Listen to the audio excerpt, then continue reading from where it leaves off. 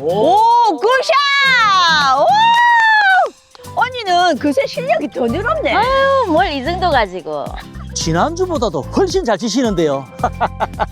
자, 우리 앞으로도 건강과 즐거움을 위해서 파이팅! 오!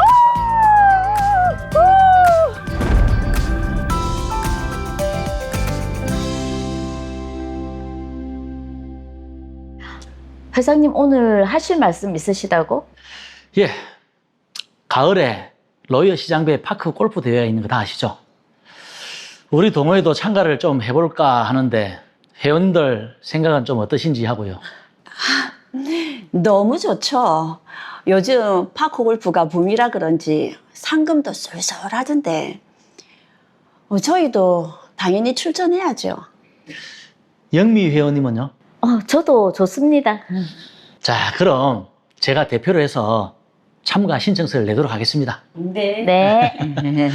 뭐 이번에 좀 한번 우승을 한번 노려봐야 안 되겠습니까?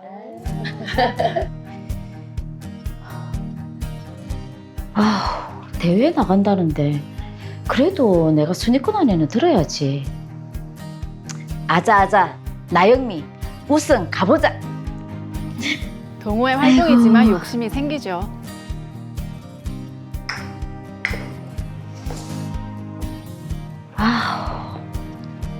잘 안 되네. 파크 골프장에서는 잘 됐는데.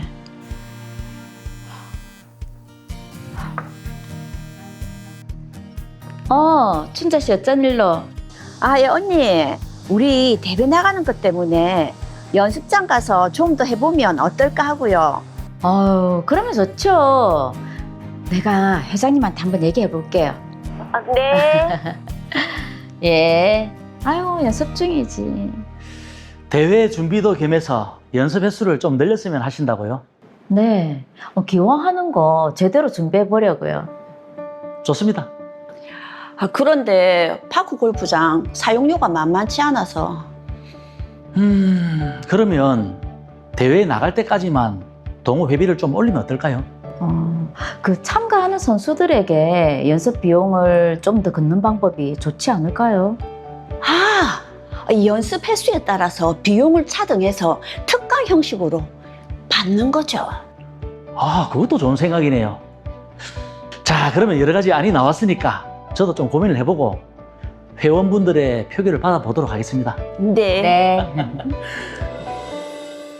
네, 요즘 인기 많은 파크 골프 이야기입니다. 이거 좋아하시는 분들은 뭐 새벽 4시에도 일어나셔서 치러 가시고 하루에도 몇 게임씩 치시더라고요. 골프하고는 좀 다르게 네네. 파크, 공원에서 나무 클럽 있잖아요. 뭐 골프는 뭐 채도 여러 가지인데 맞아요. 나무 클럽 하나만 가지고 즐길 수 있으니까 다양한 연령층들이 좀 파크 골프를 좋아하시는 것 같더라고요. 맞습니다. 그것도 대회도 또 요즘 많이 늘고 있고. 맞아요.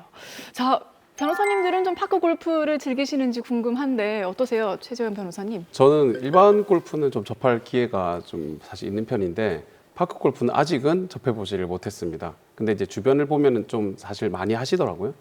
아무래도 이제 일반 골프보다는 뭐 접근하기도 좋고 또 뭐 걷는 운동도 되니까 네. 특히 어르신들한테 좀 인기 있는 것 같습니다. 그렇죠. 어르신이라고 하면 뭐 저희 중에서는 이제 이쪽으로 시선을 이렇게 돌려야 될 것 같은데. 어떻습니까, 사무장님? 아니 그 어르신이라고 얘기하기는 저희 중에서는 또 가장 어르신이니까. 저도 사실은 아직 파크 골프에 입문하기에는 이른 나이입니다. 근데 이제 조만간 해야 되지 않을까라는 생각을 하는데 근데 우리 박성수 변호사님은 많이 일러요. 어떻게 접해본 적 있으십니까? 아니요. 아직 해본 적은 없는데 저 드라마 장면 보니까 좀 재밌어 보입니다. 그래서 네. 조금 관심이 생기긴 하네요. 자, 그럼 변호사님은 혹시 어떤 운동을 즐기시는지요? 예, 저는 헬스랑 축구를 주로 하고 있고 요즘에는 이제 유행 따라서 러닝도 조금 하고 있습니다. 올해 가을에 전국 변호사협회 축구 대회가 있는데 제가 출전하게 되었습니다. 오, 공격수십니까? 예, 맞습니다. 골 넣는 장면도 저희가 기대해 볼 수 있겠네요. 남겨보도록 해보겠습니다. 저희가 막 플래카드라도 준비를 해야 되는 건지. 자, 이렇게 변호사님처럼 운동 좋아하시는 분들은 동호회 활동도 하시긴 하는데 오늘은 파크 골프 이야기입니다. 자, 과연 이분들에게는 계속해서 어떤 일이 일어났을지 화면으로 확인해 보시죠.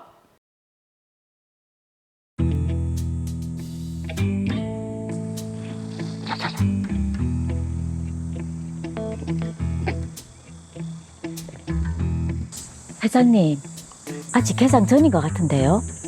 아직 운동하는 사람이 없으니까 지금 가면 괜찮을 겁니다. 그런데 우리 이래도 될까요?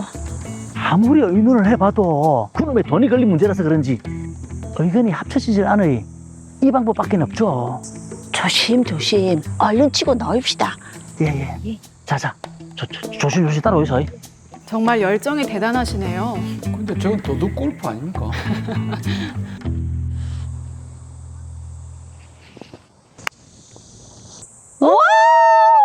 굿샷! 회장님은 연습 안 하셔도 되겠는데요. 나가면 1등은 따놓은 당상이시네. 아이고, 말씀만이라도 감사합니다. 우리가 너무 일찍 나왔나 봐요. 아직까지 어두운데요?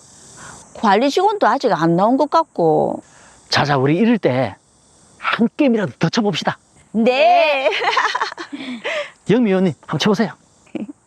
언니 화이팅! 거기 공 조심하세요. 아이고 아이고. 언니! 다리 골절됐나 본데. 어떡해. 119, 119 부릅시다. 119 부릅시다. 119. 다리. 예, 거기 119죠. 예, 여기 로이어 파크 골프장인데요.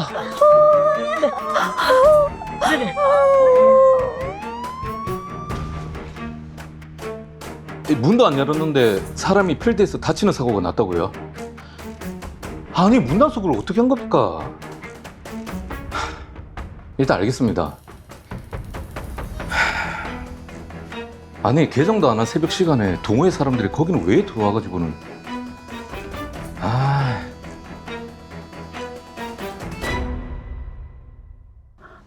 언니, 좀 괜찮아요? 부상이 생각보다 심하네요. 병원비도 꽤 나오겠는데. 좀 많이 나올 거라고 하더라. 이분도 오래 해야 되고. 회장님, 이거 파크 골프장에 피해 보상이라도 요청해야 하는 거 아니에요? 우리가 몰래 들어간 건데 그게 되겠나? 몰래 들어가기는 했어도 코스는 관리가 잘 됐어야죠. 문연 시간에 정식으로 들어갔어도 거기에 땅이 파여 있는 건 관리가 안 돼서 그런 거니까 피해 보상이 될 수도 있겠는데요. 정말요? 정식으로 한번 요청해 보시죠. 네. 한 게 맞지, 그치? 코스 관리가 제대로 되어 있지 않았고 이렇게 위험한 곳이면 안전 조치가 있었어야 한다. 그래서 우리 파크 골프장 측에 관리 책임이 있다. 야, 이 적반하 정도 유분수지. 아니, 운영 시간도 되기 전에 무단으로 들어와서 이용하다가 사고 난 거를 우리가 왜 책임져야 하냐고. 우리는 이거 절대로 책임질 수 없다.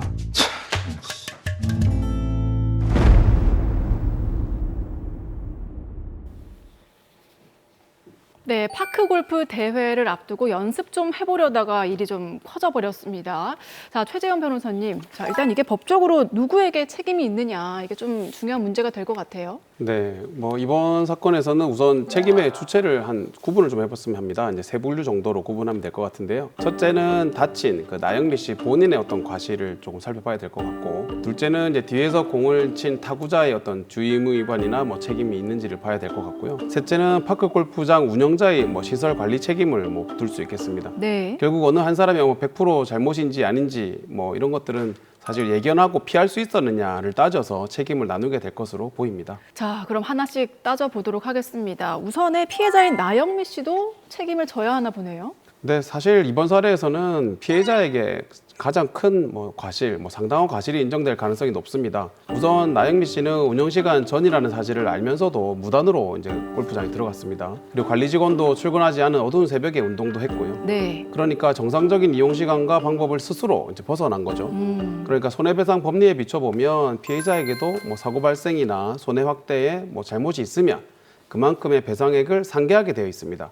따라서 만약 다른 사람이나 시설 측의 책임이 만약이라도 인정이 된다 하더라도 나영미 씨가 손해 전액을 배상받기는 어려울 것 같습니다. 네. 그렇죠. 뭐 제가 볼 때도 개장 전에 몰래 들어가 가지고 골프장을 이용했잖아요. 이런 경우에 손해배상이 될까 이런 의문이 들기도 합니다. 네, 충분히 이제 그렇게 생각하실 수 있습니다. 이제 다만 이제 무단으로 들어갔다는 그 한 가지 이유만으로 이제 무조건 배상 청구가 안 된다 이렇게 또 보기는 어렵습니다. 오. 뭐 이런 경우에는 시설 관리자에게 어떠한 안전 보호 의무가 부과되는지 이거를 먼저 검토를 좀 해봐야 되는데요. 네. 우리 대법원은 시설 관리자에게 뭐 어떤 상황에서도 뭐 사고가 나지 않을 정도로 완벽한 안전 이거를 요구하는 건 아니거든요.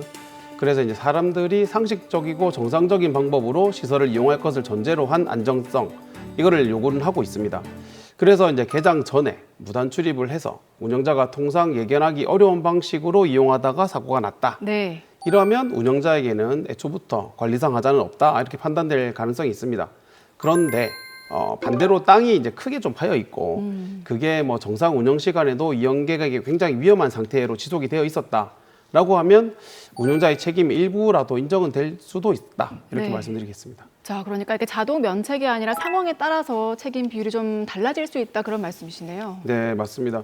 좀 더 설명드리면 우리 법원은 시설물의 설치나 관리상 안전의 정도를 판단하는 그 기준으로 용도에 따라서 통상 갖춰야 될 안정성을 갖추지 못한 상태, 그 상태를 책임의 기준으로 삼고 있습니다. 네. 이 기준으로 이제 운영자의 책임 비율을 이제 판단해 볼 수 있겠습니다.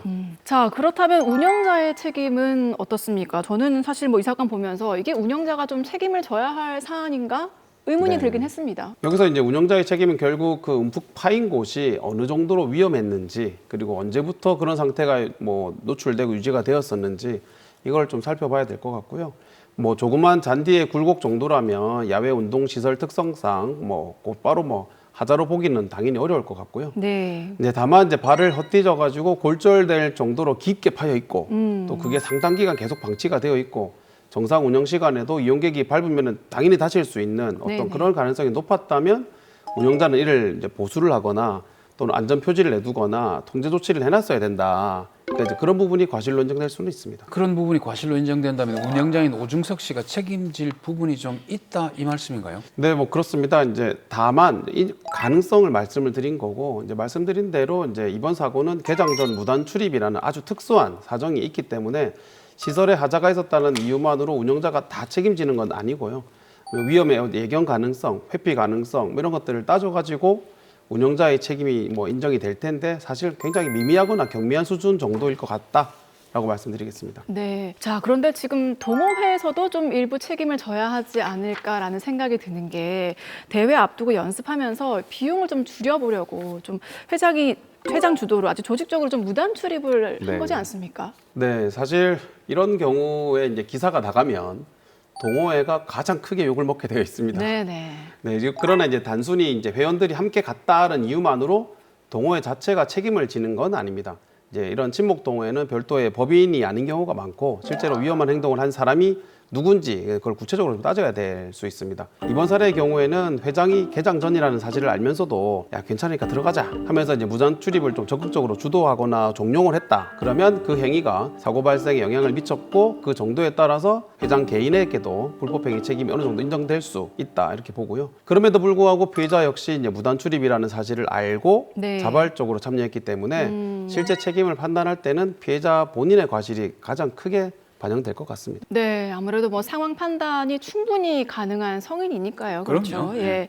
자, 그러면 동호회원의 책임은 어떤지도 여쭙고 싶은데 이 동호회원이 주인공인 타구를 했고 위험하니까 공 조심하세요라고 하면서 피하라고 했는데 나영미 씨가 넘어진 상황이었거든요. 일정 부분 책임이 있습니까? 네, 뭐 이건 파크 골프든 일반 골프든 이제 타구를 하는 사람 입장에서는 공을 치기 전에 이 공이 날아갈 가능성이 있는 방향에 사람이 있는지를 먼저 확인하는 것은 사실 기본입니다. 네네. 이제 공 조심하세요라고 이제 외쳤다는 것만으로 주의무를 다했다고 볼 수는 없고요. 따라서 이제 만약 이제 나영미 씨가 앞쪽 위험 구역에 있는 것을 알면서도 먼저 샷을 하고 그 뒤에 아이고 조심하세요 뭐 이렇게 소리 친 거면 타구자의 과실도 어느 정도 인정될 가능성은 있습니다. 근데 이게 파크 골프 같은 경우는 캐디가 없지 않습니까? 네. 그래서 보통 본인이 안전 확인도 하고 또 이렇게 그 예견 가능성이 있어서 조심하세요라고 이렇게 충분히 주의문을 다 했는데도 예상치 못한 방향으로 가서 사고가 났다. 이럴 경우는 어떻습니까? 정상적으로 이제 안전을 확인한 뒤에 쳤는데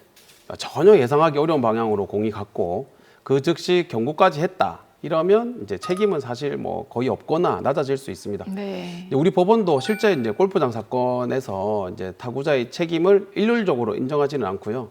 사전에 사고를 좀 예상할 수 있었느냐, 조치를 바로 했냐 이런 걸 중요하게 보고 있습니다. 자, 그럼 이 사례 같은 경우에 변호사님 보시기에 어떻게 네. 결론이 날 것 같으세요? 이 사건의 결론을 한마디로 이제 말씀을 드리자면 뭐 골프장에 대해서는 배상 책임이 인정될 수 있지만 거의 뭐 미미한 수준일 것 같고요. 네. 뒤에서 친 타구자에 대해서는 만약에 이제 앞 사람이 안전을 확인하지 않고 친 거라면 일정한 책임이 인정될 수 있다. 이렇게 정리해드리겠습니다. 네. 다만 이제 뭐니 해도 나영미 씨가 개정전이라는 사실을 알면서 무단으로 입장을 해가지고 이제 새벽 시간에 안전 점검도 안 된 상태에서 이용을 했기 때문에 이 부분은 상당히 큰 과실 요소가 인정이 될 것 같습니다. 그래서 최종적으로 상대방들에 대해서 인정될 배상액은 사실 얼마 되지 않을 것 같다라고 생각이 듭니다. 그러면 제가 지금 또 보험업계에 있었지 않습니까? 요런 보통 스포츠 시설은 배상 책임 보험, 그러니까 강제 의무 보험이라고 하죠. 그런 네. 걸 들게 돼 있거든요. 만약에 그게 들어져 있다면 그걸 통해서 배상을 받을 수 있는 방법은 없을까요? 이 부분이 요즘 많이 이슈가 좀 되고 있습니다. 이제 파크 골프장이라고 해서 지금 현재 모두 의무적으로 배상 책임 보험에 가입해야 되는 상황 자체가 아니기 때문인데요. 이제 24년부터 파크 골프장이 이제 체육 시설의 종류에는 포함이 되어 있습니다. 그런데 이제 보험 가입이 의무화되고 있는 뭐 등록, 신고를 해야 되는 체육 시설업으로는 등록이 안 돼 있습니다. 그러다 보니까 이제 파크 골프장은 일종의 또 뭐 자유업 체육 시설로 이제 분류가 되어 있고, 그래서 이제 보험 가입이 의무화되고 있지는 않습니다. 이제 다만 지자체가 운영하는 시설은 용조물 이제 배상 공제 등에 가입되어 있는 경우도 있고, 민간 시설이라고 하더라도 임의적으로 영업 배상 책임 보험에 가입되어 있을 수 있습니다. 그래서 이제 만약에 사고가 나면 운영 주체한테 보험이나 공제 가입 여부를 좀 확인을 해가지고 그 사고 접수를 하시는 게 좋겠습니다. 근데 이제 파크 골프를 즐기시는 분들이 뭐 예전에 골프 같은 경우는 이제 사고들이 생기면서 매뉴얼화 돼 있는데 파크 골프는 이제 신생 스포츠니까 그런 게 없잖아요. 네. 그러면 네. 파크 골프를 치면서 이런 점은 좀 주의를 해야 된다. 이게 있을까요? 네, 아무래도 이제 이번 사례에 나온 것처럼 이용객들께서 좀 주의할 부분은 운영 시간도 좀 지키고 경기 순서도 지키는 게 아닐까라고 생각이 듭니다. 사람이 없으니까 좀 일찍 들어가도 되겠지 하는 생각이 아무래도 가장 큰 과실로 돌아올 수 있고요. 네. 그리고 파크 골프장은 홀과 홀 사이 간격도 사실은 많이 가깝습니다. 네네. 그래서 타구가 넘어오는 문제도 생길 수 있기 때문에 늘 주위를 살펴보고 앞쪽과 충분히 이동하기 전에는 절대 타구하지 말고 공이 예상하지 못한 방향으로도 갈 수 있다는 점을 항상 염두에 둬야 되겠습니다. 네. 그리고 사고가 나면 현장을 바로 정리하지 말고 그 뭐 파인 곳이라든지 시설 상태 또는 주변 위치를 사진과 영상으로 좀 남겨놓고 목격자라든지 CCTV도 확보해 두시는 게 좋겠습니다. 네, 안전에 대한 주의와 함께 매뉴얼을 잘 지키자 이런 말씀해 주셨습니다. 네. 자, 이 사건 정리해 볼게요. 마지막으로 시청자분들께 한마디 남겨주시죠. 파크 골프는 사실 이제 건강을 위해서 즐기는 운동인데요. 다쳐서 병원에 가게 되면 아무 의미가 없겠죠. 그 시설을 운영하는 측에서는 위험 요소를 미리 찾아서 고쳐야 되고 이용자분들께서도 정해진 시간과 경기 질서를 꼭 지키는 게 필요하겠습니다. 안전도 지키고 그러면서 건강도 지키는 현명한 파크 골프 문화가 정착되었으면 합니다.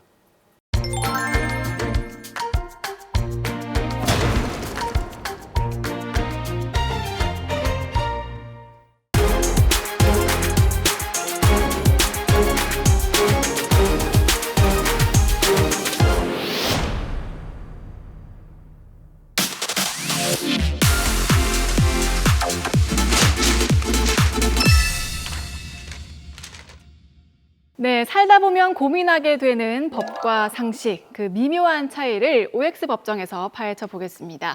사무장님께서 말씀해 주시는 애매한 상황을 들으시고 두 분께서 현명한 판단을 내려주시면 되겠습니다. 자, 사무장님 오늘의 주제는 뭔가요? 오늘 주제는 전월세 수리비 전쟁입니다. 네. 이 전월세 살다 보면 뭐 이것저것 고장 나서 수리할 경우가 많이 생기게 되는데 그럴 때마다 집주인과 세입자가 서로 의견이 갈리는 경우가 많습니다. 그렇습니다. 요건 뭐 네 책임이다, 내 책임이다 뭐 이렇게 서로 싸우게 되는데 과연 어디까지가 집주인의 책임이고 어디까지가 세입자의 책임인지 오늘 OX 법정에서 제대로 한번 파헤쳐 보겠습니다. 자, 그러면 이제 첫 번째 사연은 OX 극장으로 만나보겠습니다. 레디 액션! 아, 더워도 너무 덥네. 아, 이 찐통 더위에 에어컨까지 고장이 나서 이게 정상적으로 작동이 되는 건 줄 알았더니 안 되겠다. 집주인한테 수리 좀 해달라고 해야 될 것 같아. 전화를 해봐야지. 띠링. 전화 오네. 예. 여보세요. 503호 아가씨가 어쩐 일입니까? 아, 사장님, 날씨가 더워서 에어컨을 좀 켜려고 하는데 이게 작동을 안 하네요. 좀 고쳐야 될 것 같습니다. 그 에어컨은 그게 제가 설치가 한 게 아니고 네. 전 세입자가 쓰다가 그냥 그대로 두고 간 거니까 뭐 필요하면 고쳐서 그냥 알아서 쓰십시오. 아니, 이게 입주할 때부터 설치가 돼 있어서 저는 당연히 사용이 가능한 건 줄 알았거든요. 아니 계약서에는 그 에어컨이 없어요. 그러니까 뭐 필요하면 쓰시는데 중요한 거는 뭐 고장나면 알아서 수리해서 쓰시면 됩니다. 아니, 계약할 때는 그런 말씀 없으셨잖아요. 그리고 요즘 같은 시대 에어컨은 당연히 뭐 옵션 아닙니까? 아, 이 사람 나는 지금 계약할 때 옵션으로 에어컨을 쓰지를 않았어요. 뭐 필요하시면 아가씨 책임으로 알아서 그냥 고치든지 말든지 알아서 하십시오. 아니, 뭐 이런 경우가 다 있어. 에이, 에어컨 고장나 버려라. 전 세입자가 설치해 두고 간 에어컨, 과연 집주인 말대로 세입자가 수리해서 써야 되는 걸까요? 세입자가 수리해서 써야 된다 이러면 O, 아니면 집주인이 수리해 줘야 된다 X 들어주십시오. 하나, 둘, 셋. 오, 두 분 다 오. 세입자가 부담을 해야 된다라고 하셨네요. 이게 어떻게 세입자 부담인지 좀 이유가 궁금한데요, 최재현 변호사님? 네, 우선은 제가 동그라미를 선택을 했는데요. 이제 다만 여기엔 중요한 전제가 하나 있습니다. 임차인이 이제 집을 인도받을 때 이미 이제 에어컨이 설치가 돼 있었고, 뭐 집주인도 그것을 그대로 둔 채 임대하면서 이건 세입자가 두고 나간 물건이고 고장나도 책임지지 않는다, 이런 설명이나 특약을 분명하게 하지 않았다면 임차인 입장에서는 집과 함께 사용할 수 있도록 제공된 시설이라고 볼 여지가 많다는 겁니다. 그렇죠. 네. 자, 우리 민법에 따르더라도 임대인은 임차인이 계약 목적에 따라서 집을 사용할 수 있도록 그런 필요한 상태를 유지해 줄 의무가 있습니다. 네. 따라서 이제 그 시설에 중요한 고장이 있다면 집주인의 수선 의무가 인정될 가능성이 있고요. 이제 반대로 계약서나 뭐 중개 과정에서 전 세입자가 준 물건이고 사용 수리는 임차인이 알아서 부담, 이렇게 명확히 고지를 했다면 결론은 달라질 수 있습니다. 결국에는 이제 임차 목적물을 이제 제대로 제공이 되어 있는지 여부를 판단하는 게 중요할 것이고, 어디까지가 임차 목적물의 범위인지가 쟁점이 될 것 같습니다. 네. 이게 만약에 집주인이 이제 에어컨을 설치했고 이게 옵션인 상황에서 네. 냉매가스 뭐 충전 같은 그런 문제가 생길 수 있잖아요. 그럴 네. 때는 누가 부담해야 되죠? 사실 이것도 이제 냉매는 소모품이니까 무조건 세입자가 부담해야 된다, 이렇게 단정하기는 조금 어렵습니다. 이제 왜냐하면 냉매가 이제 왜 부족해졌는지를 좀 살펴봐야 되기 때문인데요. 네. 정상적으로 사용하면서 오랜 기간에 걸쳐가지고 소량의 냉매를 뭐 보충하는 정도고 비용도 소액이다 이러면 이제 통상적인 관리 비용으로서 임차인이 부담해야 될 여지가 큽니다. 네. 그런데 이제 냉매가 계속 빠지는 이유가 배관 누수라든지 또는 이제 실외기 노후 같은 뭐 설비 자체의 어떤 고장이라면 이야기가 좀 달라지고요.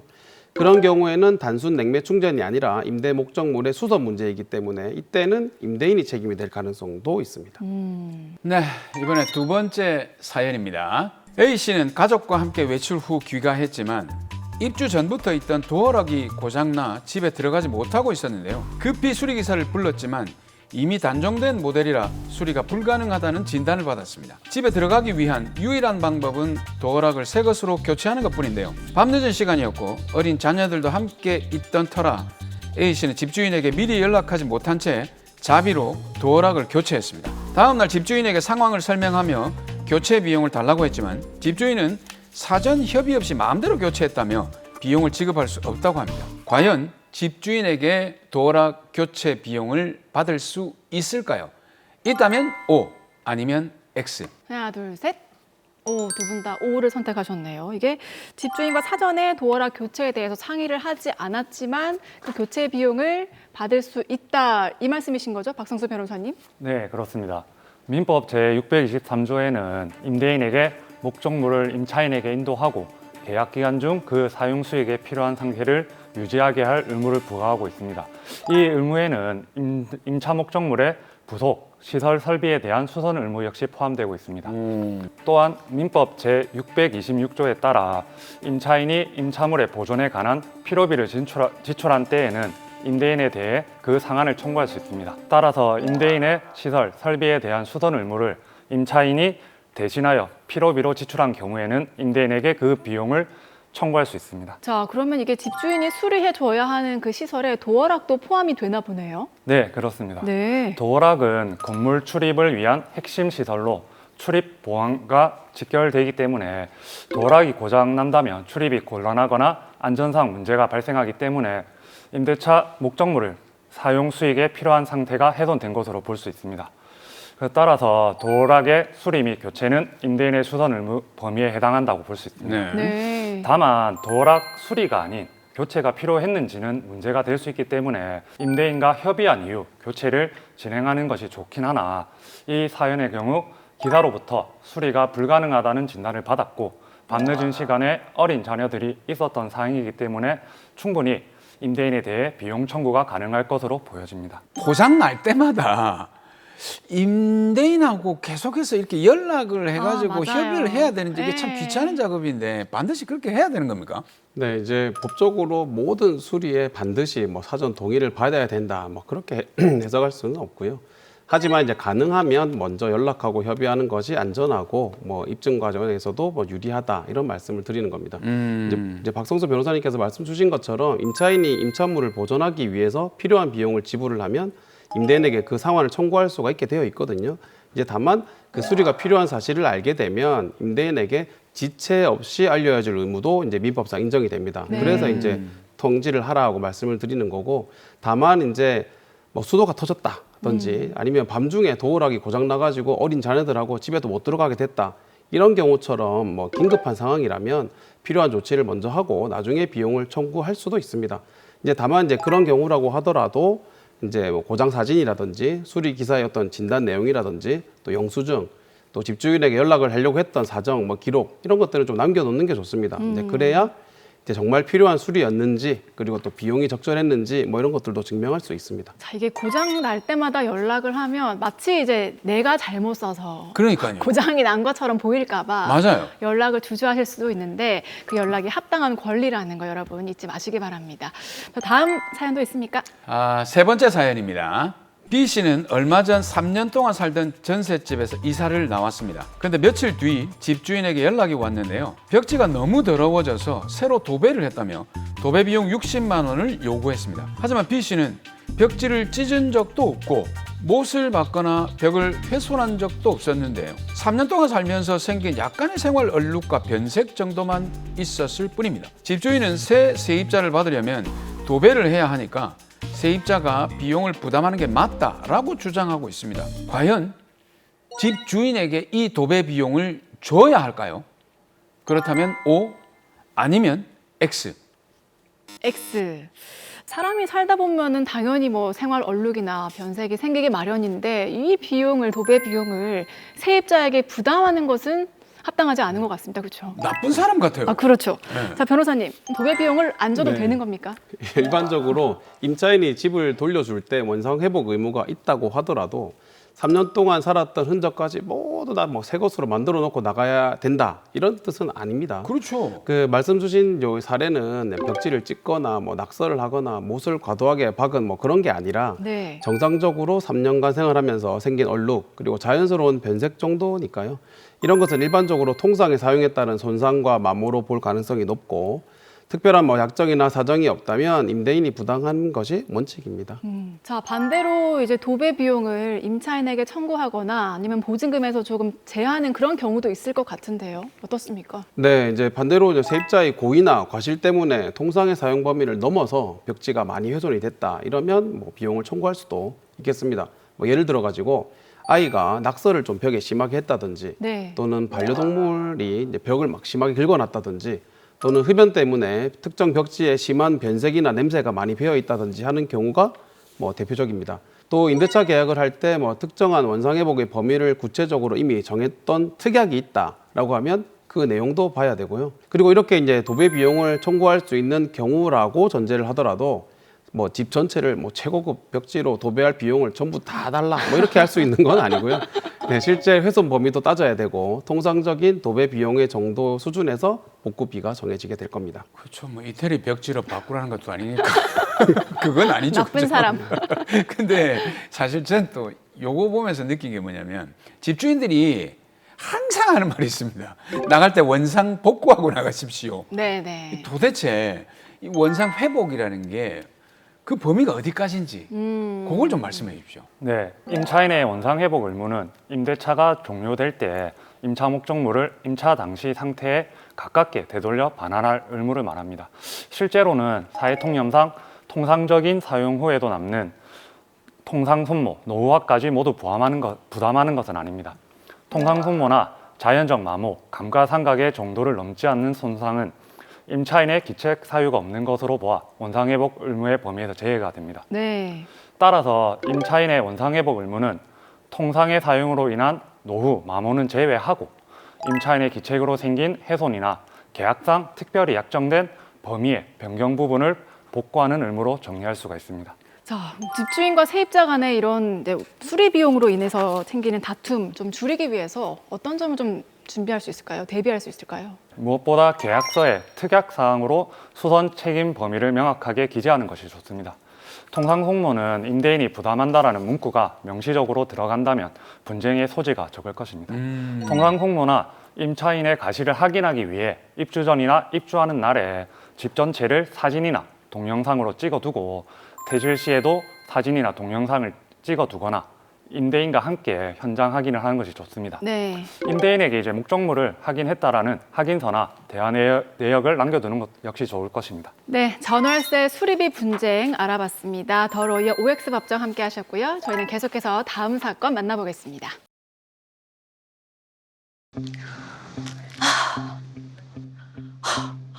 아니 이 차 뭔데? 남의 가게 입구에 떡하니 주차를 해놓고 와 진짜 매너 없네. 아씨.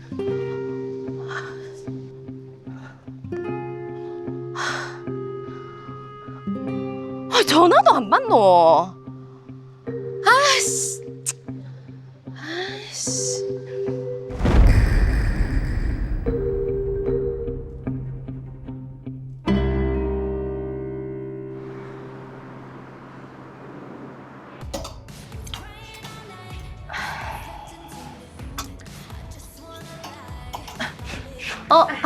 혜민 씨 왔어요. 네, 사장님. 아, 사장님, 요거 원피스 이쁜데 한번 보여주실 수 있어요? 와 역시 혜민 씨가 보는 눈이 있다니까. 요거 어제 내려온 신상이거든. 잠시만. 네. 여기. 아, 네. 아 근데 혹시 그 입구 앞에 차 한 대 주차돼 있지 않던가요? 제가 들어올 땐 없었는데 왜요? 아니 아침에 오픈 준비한다고 왔는데 남의 가게 출입구 앞에 떡하니 주차를 해놨더라고. 헐, 아니, 그건 좀 너무했네. 그러니까 차 빼달라고 전화했는데 받지도 않고. 아 오픈 준비한다고 정신없는 사이에 갔나 보네. 아니, 가게 문이 아무리 닫혀 있었다고 해도 그렇지 가게 출입문 앞에 주차해놓는 건 너무 좀 비매너네요. 그러니까. 아 근데 뭐 차 없는 거 보니까 잠깐 일 보고 갔나 보네요. 아 요거 사이즈 맞는지 한번 입어봐요. 네.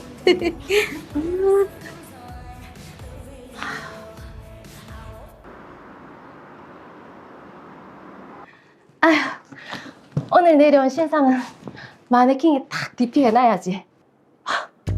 아, 또 문 앞에 불법 주차해놨네. 아, 진짜.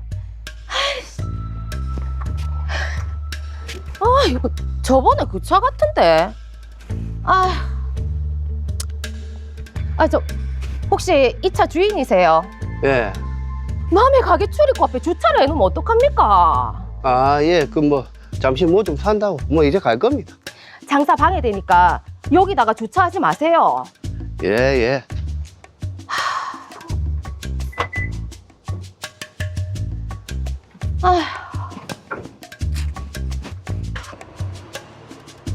와, 아니 사과 한마디도 안 하고 그냥 가노.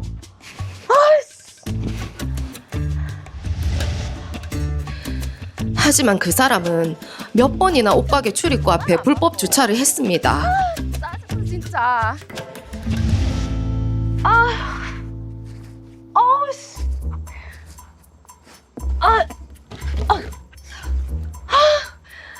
이 차 때문에 물건도 못 내리고. 주차장에서부터 갖고 온다고 팔 빠지겠네. 아니 진짜 일부러 이러는 건가? 아니 차 빼달라고 전화해도 받지도 않고. 아이씨, 에이, 아 진짜 짜증나. 아 어째야 되노? 아이씨. 네, 하필 옷가게 출입구 앞에 딱 주차를 하셔서 야. 제가 저 같은 상황이라도 정말 화가 날 것 같은데 자 주차 때문에 속 터졌던 경험 다들 있으시죠? 박성수 변호사님 어떠십니까? 아, 네, 저도 있습니다.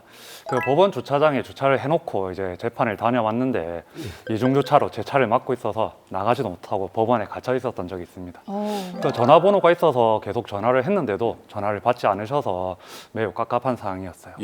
이중 주차에 전화도 안 받으셔서 그럼 어떻게 해결을 하셨나요? 네, 이제 법원에 근무하는 이제 공무원 분에게 도움을 청하러 가고 있었는데 이제 이중주차한 운전자분이 급하게 달려와 이제 차를 빼줘서 이제 겨우 나오게 되었습니다. 그 법원에 이중주차한 경우 어떻게 될지 좀 궁금하기도 했는데 네. 그냥 무난하게 잘 해결되었습니다. 근데 저는 또 갑자기 궁금한 게 그 이중 주차 하신 분이 이제 피고인이셔가지고 재판 받으러. 법정 구속이 되면 어떻게 됩니까? 구치소로 이런 얘기를 들어가는데. 예전에 좀 들은 것 같거든요. 실제. 법원에. 법원에 차를 끌고 오셨다가 이제 뭐 법정 구속이 되시면 어쩔 수 없이 차가 그대로 방치되어 있는 경우도 있고 예, 실제로도 법원 주차장에 그러한 차들이 좀 있다고 이렇게 들었습니다. 그리고 저도 법원 근처에 10년 주차된 그런 차가 있다는 얘기를 들었거든요. 근데 여기 지금 최재훈 변호사님은 어떠세요? 이런 주차 빌런 때문에 황당했던 그런 경우 없습니까? 사실 개인적으로 크게 뭐 다툴 정도로 뭐 일이 있었다기보다는 이제 변호사로서 상담하다 보면 이런 주차 분쟁이 좀 자주 있는 것 같습니다. 그래서 뭐 영상 사례처럼 뭐 차 한 대 잠깐 세워놨는데 뭐가 문제냐 이러다가 결국은 이제 그거 싸움이 커져가지고 그렇죠. 주차와 관계없는 다른 일이 더 커지는 그런 사례들도 있는 것 같습니다. 사실 뭐 주차하다 보면 뭐 에이 잠깐인데 괜찮겠지 하는 그런 순간들이 있거든요. 있죠. 그러니까 저 같은 경우에도 예전에 감기 몸살이 너무 심해서 약을 사러 약국에 갔어요. 그렇지. 그 앞에 잠시 이제 주정차를 해놨는데 그거 되잖아요. 차가 없어졌더라고요. 에? 네, 끌고 간 거죠, 견인. 그래서 다시 찾으러 갔다가 이제 죽집에 갔습니다. 또 견인됐어요. 이런 일이 발생을 했거든요. 변호사님들은 뭐 이런 경험 없으시죠? 네, 저 같은 경우는 우선 단속 CCTV가 있는 경우에는 절대 세우지 않고요. 이제 보통 이제 좀 전에도 얘기 나왔듯이 이제 법원에 주차하는 경우가 문제가 되는 경우들이 많습니다. 이제 변호사들은 아무래도 다른 지역에 있는 법원에도 주차를 하는 경우들이 많은데 이제 법원 안은 아무래도 주차 공간도 좁고 이제 민원인들도 많기 때문에 가급적이면 저는 이제 다른 지역에 갈 때는 법원 안에 들어가서 주차를 하기보다는 네. 뭐 밖에 있는 사설 주차장에 주차하는 편이 많습니다. 그러게요. 자동차는 주차장에 주차를 해야 되는데 자, 이 드라마처럼 이런 상황이 참 반복된다면은 사장님 입장에서는 또 참 답답하실 것 같아요. 저도 예전에 이제 저희 집이 빌라일 때 네. 주차 이 차단기 없어가지고 외부 사람이 이렇게 탁 세워놓고 가면 짜증 나거든요. 그렇죠. 그래서 앞에다 써놨어요. 불법 주차 시 견인 조치합니다. 근데 사실 이거 견인해도 되기는 됩니까? 아닙니다. 사유지인 경우와 공도인 경우를 구분해서 봐야 하는데 건물 소유자가 관리하는 사유지 주차장이나 사유지 내 도로라면 민법 제214조의 방해 배제 청구권에 따라 건물주가 견인하여 차량을 이동시키는 것이 원칙적으로는 허용됩니다. 반면에 일반 공도 위에 주차된 차량의 경우에는 도로교통법 제35조에 따라 경찰 또는 지방자치단체 소속의 단속원만이 견인을 할 수 있기 때문에 사인인 건물주나 가게사장이 무단으로 타인의 차를 견인하면 재물손괴 등 불법 행위에 따른 손해배상 책임이 발생할 수도 있습니다. 자, 사유지는 허용이 되지만 공도는 함부로 견인 조치를 해서는 안 된다는 말씀이셨습니다. 자, 그럼 최현정 씨는 과연 어떻게 대처를 했을까요? 계속해서 화면으로 만나보시죠.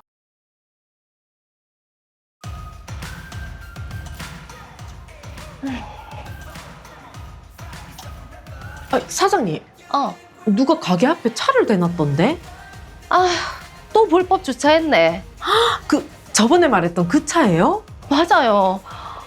내가 요새 저 차 때문에 스트레스를 너무 받는다니까. 한두 번도 아니고. 아니, 차가 막고 있으니까 들어온데도 좀 불편하더라고요. 오는 손님들도 불편해하고 진열된 옷들을 떡하니 막고 있으니까 못 보고 그냥 가는 손님들도 많고. 아니, 한두 번이 아니면 불법 주차로 그냥 확 신고해버리세요. 한 번 더 경고 줘보고 정 안 되면 신고하든가 해야지. 아니 좀 깜짝 놀랐다니. 차를 어떻게 입구에 딱 막고 있어. 그러니까 아니 전화를 해도 안 받는다니까. 아니 가게 앞에 누가 저렇게 차를 대요? 그러니까 오늘 얘기해보고 정 안 되면 신고해야지. 저 옷가게 주인인데요. 그 차 좀 빼주세요. 남의 가게 출입문 앞에 주차해놓으면 어떡합니까? 아니 장사 방해된다고 했잖아요. 한두 번도 아니고 아무렇지도 않게 불법 주차하고. 아니 진짜 양심이 없네. 양씨? 이 아줌마가 안 그래도 일 안 풀려서 짜증나 죽겠구만. 막말로 이 땅이 아줌마 땅이야. 어? 벌금을 내도 내가 내는 거지 누가 아줌마 보고 내라고 했나? 뭐라고요? 아니 진짜 말 함부로 안 해. 예, 불법 주차로 신고할게요. 뭐 신고? 어디 어머머머머머. 신고해봐라. 어? 지 땅도 아니면서 나는 벌금만 내면 그만이다. 이씨. 이 사람이 지금 저 미쳤어요. 아이 진짜 쟤 더럽게 없네. 씨. 어디 도망가려고? 내려서 마저 얘기합시다. 아이 그 잠깐 주차한 거 가지고 되게 뭘 안 해 진짜. 지 땅도 아니면서. 이씨. 오, 어이구. 야 내리라고. 야 사람 쳐놓고 어디 가노? 저는 차에 치인 충격으로 목과 어깨 그리고 무릎에 상해를 입었습니다. 3일간 입원 치료를 받은 후 2주간 통원 치료를 받아야 했습니다.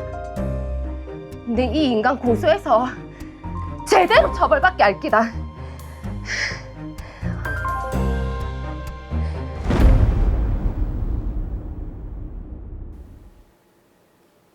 자, 단순한 불법 주차 문제인 줄 알았는데 상황이 심각해졌습니다. 그렇죠. 와, 처음에는 주차 문제였는데 근데 결국 결말은 사람이 다쳤어요. 네. 아까 이정호 씨는 뭐 벌금 내면 그만이다. 이거 네 땅이냐 이렇게 말씀하셨는데 네. 이게 정말 가게 앞 도로가 사유지가 아니라면은 차를 세워도 법적으로 문제가 없는 건가요? 아닙니다. 사유지가 아니더라도 반복적 의도적으로 특정 가게 출입구 앞에 주차를 해 영업을 방해한다면 형법 제314조의 업무방해죄 문제가 생길 수 있습니다. 업무방해죄는 허위의 사실을 유포하거나 위계 또는 위력으로서 사람의 업무를 방해한 경우에 성립하게 됩니다. 따라서 이정호 씨의 벌금만 내면 그만이라는 생각은 법적으로 잘못된 것이죠. 자, 그렇다면 남의 가게 앞에 불법으로 주차를 했다. 그러면 바로 업무방해로 이렇게 이어지게 되는 겁니까? 아닙니다. 무조건 성립하지는 않습니다.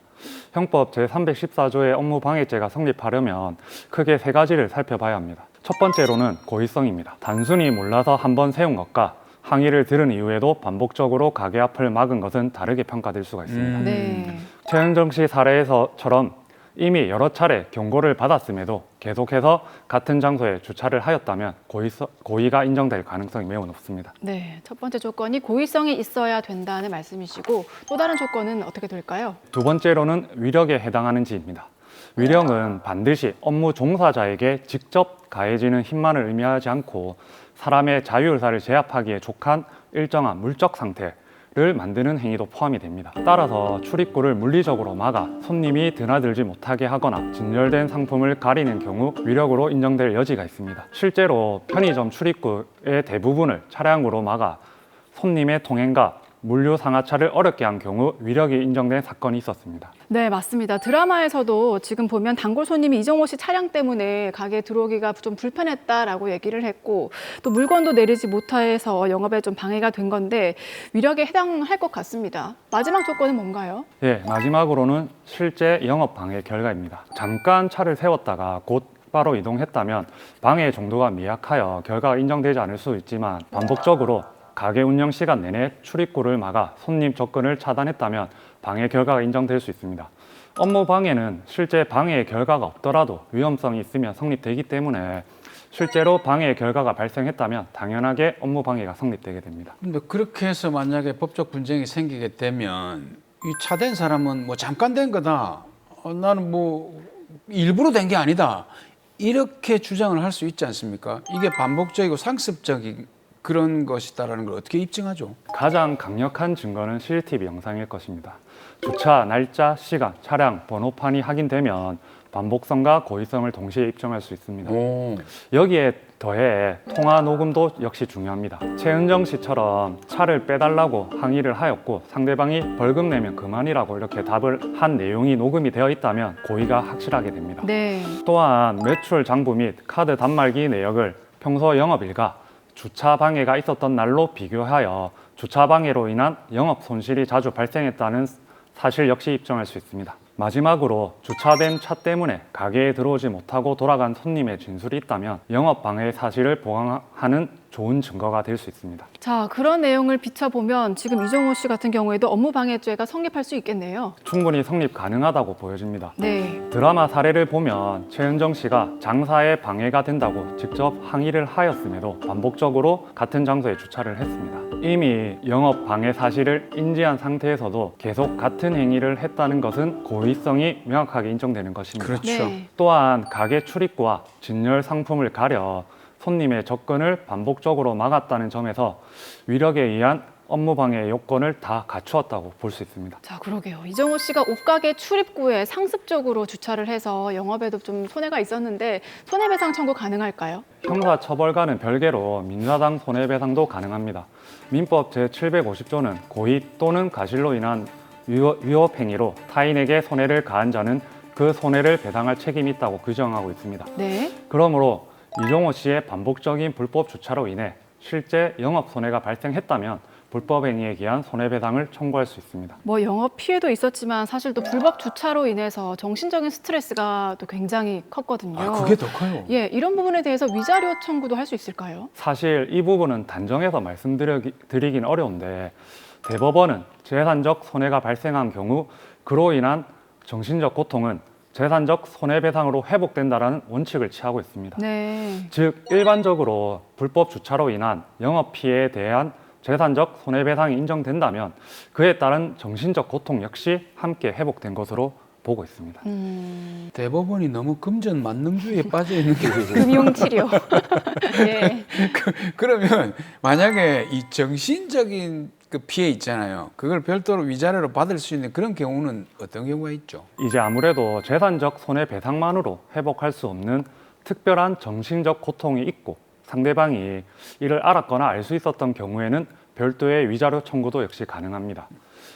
이 사례에서 이정호 씨가 항의를 무시하고 수개월에 걸쳐 반복적으로 영업을 방해한 사정이 인정되고 그 과정에서 최은정 씨가 입은 특별한 정신적 고통이 인정된다면 위자료 역시 인정될 여지가 있다고 보여집니다. 자, 그런데 이 주차 빌런 이정호 씨가 대화로 잘 해결을 하면 좋을 텐데 은정 씨의 멱살을 잡고 또 밀치기까지 했습니다. 야. 이 부분은 또 다른 문제가 될 것 같아요. 네, 영업 방해를 넘어서 최은정 씨에 대한 폭행까지 나아갔습니다. 폭행죄는 사람의 신체에 대한 유형력 행사로 성립하기 때문에 멱살을 잡거나 밀치는 행위 자체가 폭행에 해당할 수 있습니다. 네, 그리고 뭐 폭행뿐만이 아니라 은정 씨가 좀 대화를 하자라면서 차 앞을 막아섰는데 그거 그대로 또 치고 달아나 버렸습니다. 네, 이건 상당히 심각한 사항으로 볼 수 있는데요. 이 경우 우선 특정 범죄 가중처벌 등에 관한 법률 제5조의 3이 적용되는 이른바 뺑소니 문제가 생겼습니다. 네. 교통사고를 낸 운전자는 즉시 정차하고 피해자를 구호하는 등 필요한 조치를 취할 의무가 있는데 이를 이행하지 않고 도주한 경우에는 특가법에 따라 가중처벌을 받게 됩니다. 네. 또한 최은정 씨가 차 앞쪽에 있다는 것을 인식하고 고의로 최은정 씨를 차로 친 것이라면 특수상해가 문제가 될 수도 있습니다. 자동차가 위험한 물건에 해당한다는 사실을 이제 다들 잘 아실 거라고 생각합니다. 근데 이게 지금 이정호 씨 같은 경우 상당한 위험한 일을 많이 저질렀습니다. 이게 처벌 수위가 어떻게 될까요?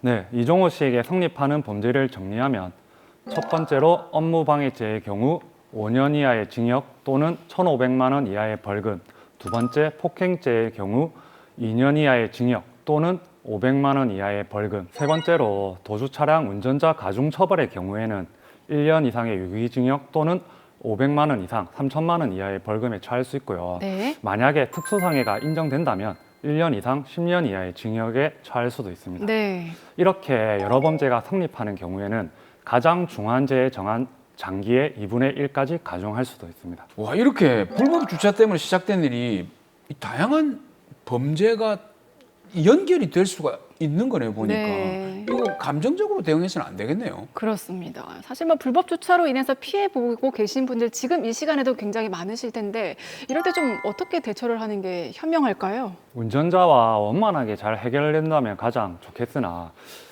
이정호 씨처럼 말이 통하지 않는다면 CCTV나 사진, 동영상 그리고 상대방과 대화한 내용을 녹음하여 증거를 확보해 두고 공도라면 지자체나 경찰에 신고를 하는 것이 좋고 사유지라면 관할 경찰서에 업무방해로 고소를 검토해서 법적 조치를 취하는 것이 좋다고 보여집니다. 네. 사유지라고 하더라도 상대 차량을 임의로 움직이거나 손을 대는 경우에는 반대로 가해자로 몰릴 수도 있기 때문에 아무래도 조심하는 것이 좋겠습니다. 네. 자, 이 사건 정리해 보겠습니다. 마지막으로 시청자분들께 한 말씀 해주시죠. 네, 오늘 사례는 작은 주차 갈등이 폭행과 상해, 심지어 뺑소니로까지 번진 경우였습니다. 잠깐인데 괜찮겠지라는 생각, 벌금 내면 그만이라는 생각이 결국 큰 법적 책임으로 돌아왔습니다. 자신에게는 작은 편의가 누구에게는 생계와 연결되는 문제가 될 수 있다는 사실을 꼭 기억해 주셨으면 합니다. 서로 배려하는 주차 문화가 최선의 예방책입니다.